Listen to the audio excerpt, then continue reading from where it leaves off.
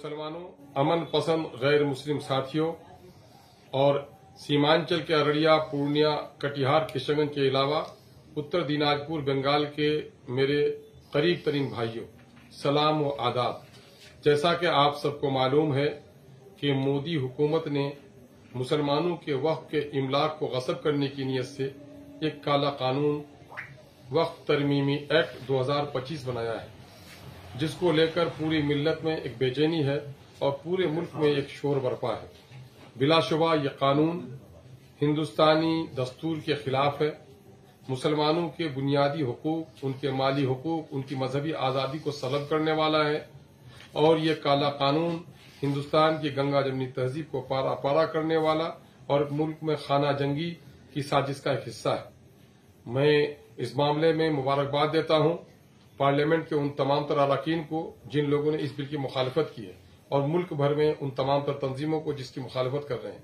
किशनगंज के ताल्लुक से एक बड़ी खुशाइन बात है कि किशनगंज की तमाम तर मिल्ली तंजीमों ने, चाहे मुस्लिम पर्सनल्लाह के लोग हों, जमीयत उलमा अलिफ और मीम के लोग हों, जमात इस्लामी के लोग हों, जमीयत अहले हदीस के लोग हों, SDPI के लोग हों, मजलिस उलमाए मिल्लत के लोग हों, मजलिस एहरार के लोग हों, सब लोगों ने और शिया मसलक के अहबाब हों, सभी मसालिक के लोग, हनफी, साफई, हम्बली, सारे लोग मिलकर और वो तमाम तर सियासी जमातें जो NDA में शामिल नहीं हैं, सबके लीडरों ने मुत्तफिका तौर पर फैसला किया है।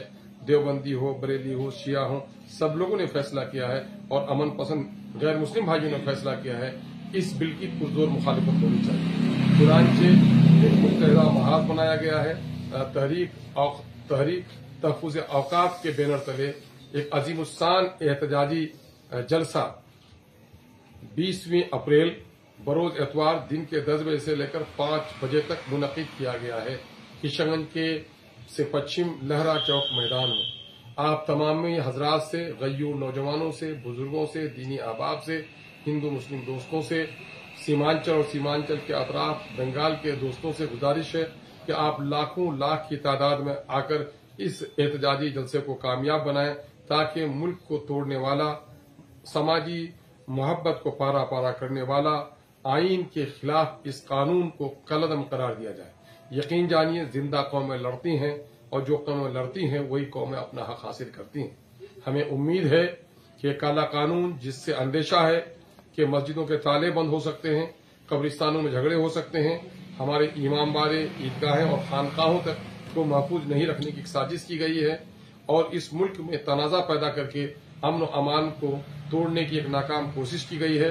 अंग्रेजों ने हिंदू और मुस्लिम को लड़ा और राज करो का जो काम किया था वही आज ये सांप्रदायिक पार्टियां भी कर रही हैं।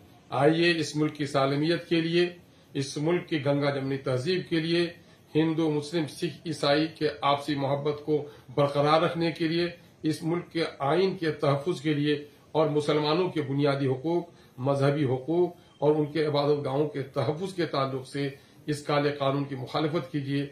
याद रखिए जो जिंदा कौमें होती हैं वो लड़ती हैं, जो बुज़दिल कौमें होती हैं वो सर झुका लेती हैं।